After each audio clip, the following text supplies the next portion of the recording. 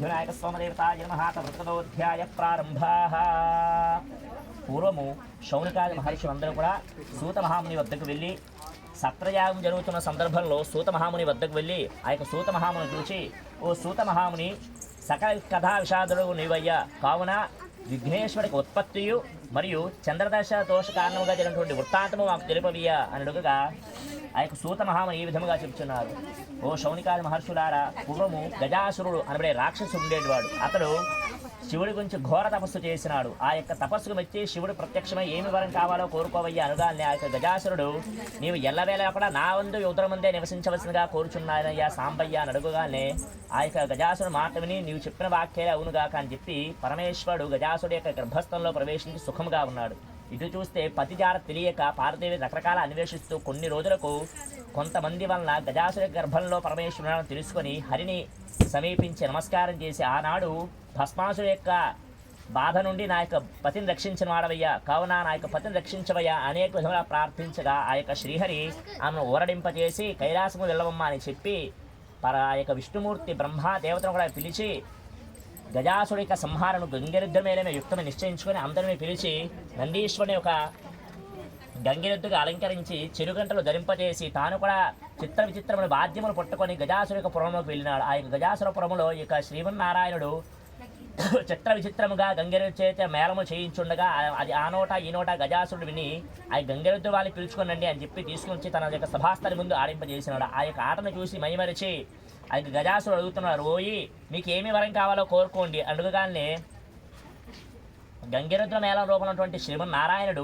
ఇది నంది పరమేశ్వరాహుని నంది, ఇది పరమేశ్వరుని కనుగొనకు వచ్చింది, కావున దానికి అది ఇవ్వవయ్యా అని చెప్పగానే నివ్వెరపడి ఆ యొక్క గజాసురుడు వచ్చినవాడు ఎవడో కాదు సాక్షాత్ శ్రీమన్నారాయణుని గ్రహించి నమస్కారం చేసి, నా యొక్క శిరస్సుని త్రిలోకపూజ్యముగా చెయ్యండి, నా యొక్క శరీరాన్ని వస్త్రముగా ధరించండి అని అడుగుగా అట్లే చేస్తానని విష్ణుమూర్తి సమాధానం చెప్పినాడు. ఆ తర్వాత నందీశ్వరుడు వెళ్ళి గజాసుర గర్భం చీల్చి లోపల పరమేశ్వరుని బలి తీసుకువచ్చినాడు. ఆ తర్వాత పరమేశ్వరుని చూపించి, ఓ పరమేశ్వర, పాముకు పాలు పోసినట్టు అయింది కదా, కావున ఇలాంటి వాళ్ళకి వరం ఇవ్వవయ్యా, ఇవ్వకుండా ఉండాలయ్యా అని సమాధానం పరిచి తన యొక్క వాహనం మీద ఎక్కి వైకుంఠాన్ని చేరుకున్నాడు విష్ణుమూర్తి.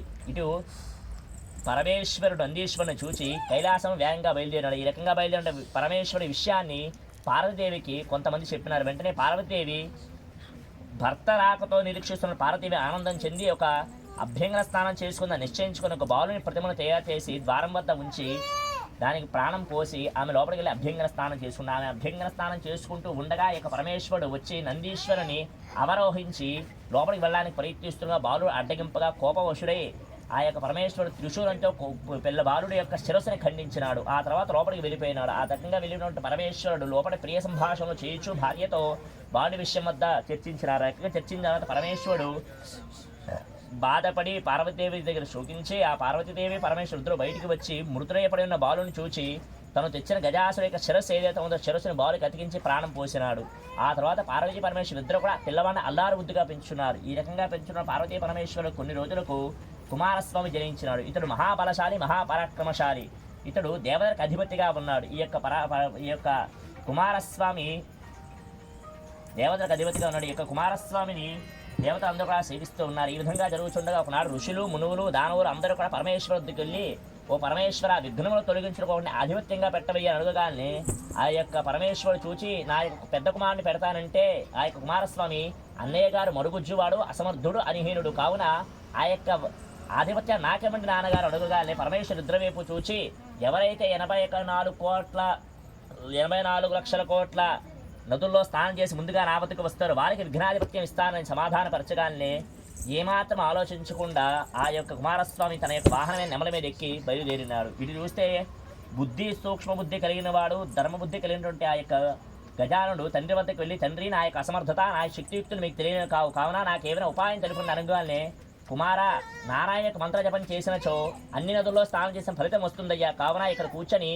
నారాయణ మంత్రోపదేశాన్ని చేస్తాను శ్రద్ధగా చేసుకోవయ్యా అని చెప్పగానే ఆ యొక్క గజానుడు విని నారాయణ మంత్రోపదేశాన్ని భక్తి శ్రద్ధగా చేసినాడు. ఎప్పుడైతే నారాయణ మంత్రాన్ని భక్తి శ్రద్ధగా జపిస్తూ ఉన్నాడో గజాననుడు కుమారస్వామి ఎక్కడికైతే నదులు స్నానానికి వెళ్దాం అనుకుంటున్నాడో ఆ యొక్క ముందుగా అన్నగారు కనిపించి స్నానం చేసి బయటికి వస్తున్నట్టుగా కనిపిస్తుంది. ఇలా 84 కోట్ల లక్షల నదులో స్నానం చేసిన ఇదే పరిస్థితి కనిపించడం కుమారస్వామి ఆశ్చర్యచుక్తుడై తండ్రి దగ్గరికి వచ్చాడు. తండ్రి దగ్గరికి వచ్చేసరికి తండ్రి దగ్గర కూడా అన్నయ్య గారు ఉన్నారు. ఇది చూసి ఆశ్చర్యం చెంది నాన్నగారు అన్నయ్య యొక్క శక్తియుక్తులను తెలుసుకోలేక అన్నయ్య గారి మీద ఈ రకంగా మాట్లాడి నన్ను క్షమించండి, అన్నగారికి ఈ యొక్క విఘ్నాధిపత్యాన్ని వసంగండి అని చెప్పగానే పరమేశ్వరుడు భాద్రపద శుద్ధ చతుర్థి నాడు విఘ్నాధిపత్యానికి గజానుడిని ఎంపిక చేసుకుని విఘ్నాధిపత్యాన్ని వసంగినాడు. ఆ రోజు సర్వదేశస్తులు కూడా అప్పాలు, కుడుములు, బెల్లములు ఇటువంటి స్వామివారికి ప్రీతికరమైన పదార్థాలు ఇవ్వగా ఆ యొక్క గజానుడు చాన్ని ఆనందంతో తింటూ తన యొక్క అనింజుడైనటువంటి వాహనానికి పెడుతూ ఈ రకంగా తిరుగుతూ ఉన్నాడు. ఈ రకంగా తిరుగుతున్నటువంటి విఘ్నేశ్వరుడు సాయంత్రం సమయానికి అమ్మగారు నాన్నగారి వద్దకు వెళ్ళి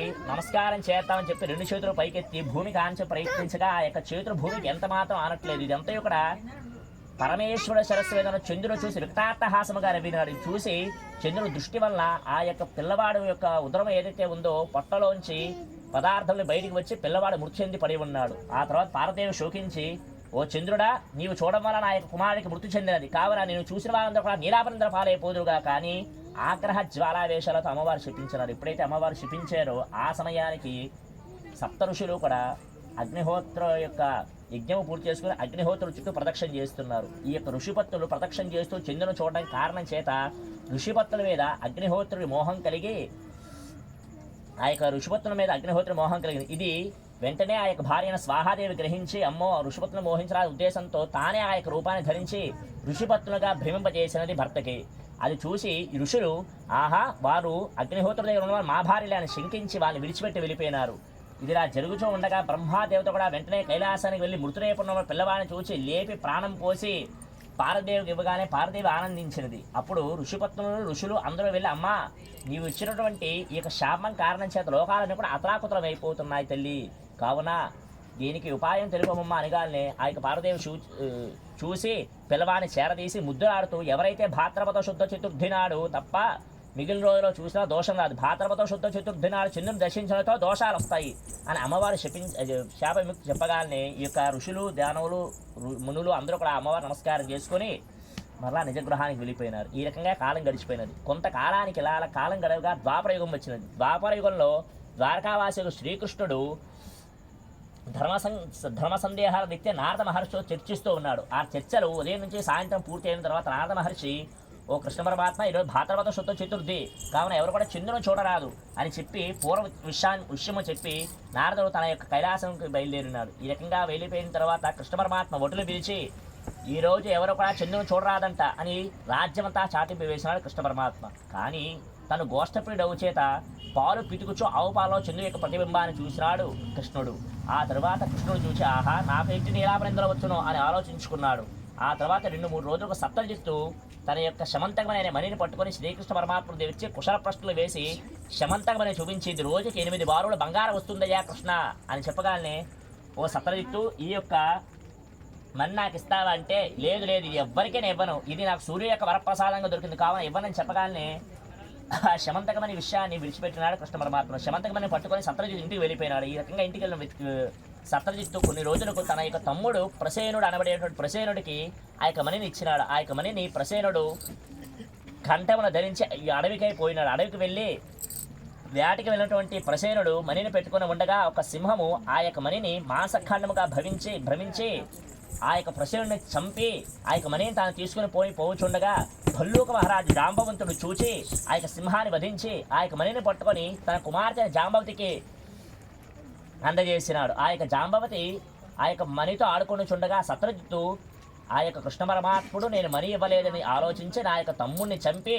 మణిని కాజేసినాడు అని ప్రచారం ప్రారంభించినాడు. ఇది ఆ నోట ఈ నోట కృష్ణ పరమాత్మను చెవులే విని ఆ రోజు భాద్రపద శుద్ధ చతుర్థి నాడు చంద్రుని చూడడం వల్ల ఇటు నీలాభరణం కలిగిన అనుకొని వ్యక్తపరుచుకొని స్వామివారు నమస్కారం చేసుకుని తన యొక్క భటుల్ని తన యొక్క పరివారాన్ని పట్టుకొని ప్రసేనుడు ఎక్కడ మృతకలేబెర ఉందా అని వెతకడానికి వెళ్ళాడు. ప్రసేనుడు మృతకలేబెర అని చూచి అక్కడ సింహపు అడుగుజాలను గుర్తించి దాని వెనకాతలు వెలుచుండగా భల్లూకాలు కనిపించే భల్లూకాలుగును పట్టుకొని వెలుచుండగా ఒక పెద్ద గుహం వచ్చినది. ఆ గుహలోకి కృష్ణ పరమాత్మ లోపల ప్రవేశించి వీరందరూ కూడా బయట ఉంచి లోపలికి వెళ్ళి చూడగా శమంతకమణిని ఒక చిన్న పిల్ల పట్టుకొని ఉన్నది. ఆ పిల్ల ఆడుకొని చుండగా ఆ యొక్క శమంతకమణిని పట్టుకొని కృష్ణ పరమాత్మ వచ్చి చుండగా పిల్ల భోరున వేడిచినది. ఆ ఏడ్చిన వెంటనే లోపల నుంచి జాంబవంతుడు ఎవరు నా పిల్లని ఏడిపించారంటూ బయటికి వచ్చినాడు. బయటికి వచ్చి శమంతకమణి చేతిలో కృష్ణ పరమాత్మ చేతిలో శమంతకమణి ఉండడం చూచి శమంతకమణి అపహరించడానికి కృష్ణ పరమాత్మ వచ్చాడు అనుకొని వెంటనే కృష్ణ పరమాత్మ యుద్ధం దిగినాడు. తన యొక్క గోరుతో గుచ్చినాడు. ముష్టిగోతములతో కొట్టినాడు. రాళ్లతో రప్పలతో చెట్లతో విపరీతంగా కృష్ణుడు జాంబవంతుడు ఇద్దరు కలిసి 28 దినములు ఉదయమో సాయంత్రం విడవకుండా రేజింబవలో కూడా 28 రోజులు యుద్ధము చేసినాడు. యుద్ధము చేసిన తర్వాత 28వ రోజు జాంబవంతుడు క్షీణుడే బలుడే కింద పడి, ఓ కృష్ణ, నాకు ఇప్పుడు అర్థమైందయ్యా, నీవెవరో కాదయ్యా, త్రేతాయుగమున రావణ సంహారేగో శ్రీరామచంద్రుగా నేను గుర్తించినానయ్యా. ఆ రోజు రావణ సంహారం నువ్వు చేసిన తర్వాత నీ యొక్క యుద్ధాన్ని చూసి చాలా ఆనందం చెందినాను. ఆనందంలో ఉండగా నువ్వు నీకేమైనా వరం కోరుకోవయ్యా జాంబవంత అంటే, నా బుద్ధిమాంత్యంతో నీతో నాకు యుద్ధం చెయ్యాలందయ్యా అని అడుగుగానే కాలక్రమేణా నీకు నెరవేరునయ్యా అని సమాధానం చెప్పిన. ఆ రోజు నుంచి నేను నామస్మరణ చేస్తూ కాలం గడుపుతున్నానయ్యా.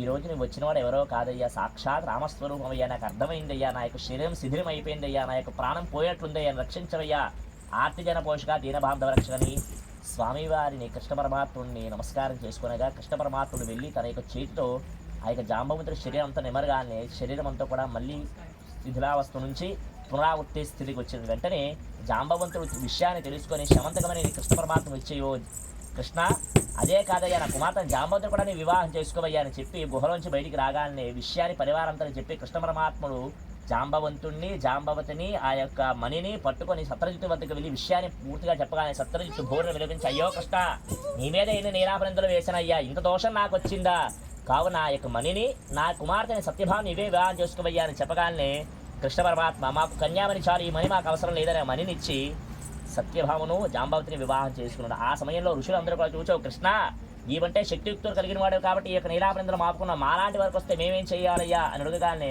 కృష్ణ పరమాత్మ చూచి, ఎవరైతే భాద్రపద శుద్ధ చతుర్థనాడు విధిగా గణపతి యొక్క అర్చన చేసి శమంతకమైన కథోపాఖ్యానాన్ని ఎవరైతే చెప్పుకొని కథాక్షరం శిరస్సు ధరిస్తారో వారికి ఎట్టి నీలాపనిందులు రావు అని చెప్పగానే కృష్ణ పరమాత్మను నమస్కారం చేసుకుని ఎవరు నిజగృహానికి వారు వెళ్ళారు. ఇది శ్రీవరసిద్ధివినాయక స్వామి దేవతాయ నమః. వ్రతగతోధ్యాయ సమాప్తాః. శిరస్సు స్వస్తి ప్రజాభ్య పరి పట్టుకు నమస్కారం చేసుకోండి సార్. నమస్కారం చేసుకొని చెప్పండి అమ్మా. ఓం సింహ ప్రసేన అవధి సింహో జాంబవత హతః సుకుమార అమరోదీః తపహ్యేష శమంతకః శ్రీ వరసిద్ధి వినాయక స్వామినే నమః. నక్షత్రం స్వామివారు చేసి నక్షత్రం మీ శిరస్సు మీద వేసుకోండి. నమస్కారం చేసుకుని అందరూ కూడా ముందుకు వచ్చి అక్షంత వేసేయండి. బయటకు వస్తే బయట తీర్థాలు ఇస్తారు.